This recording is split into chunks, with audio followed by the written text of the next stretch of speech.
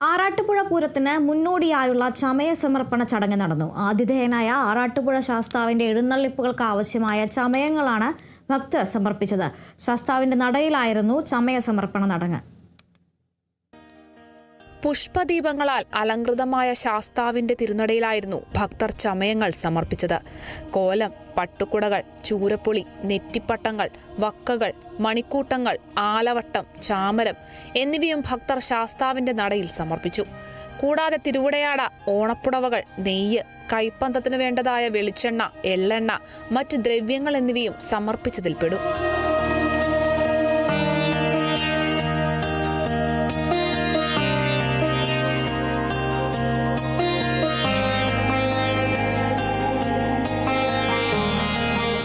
ഒറ്റൽ പെരുമ്പിളിശ്ശേരി സ്മിതേഷ് ശശിധരനാണ് നിർമ്മിച്ചത്.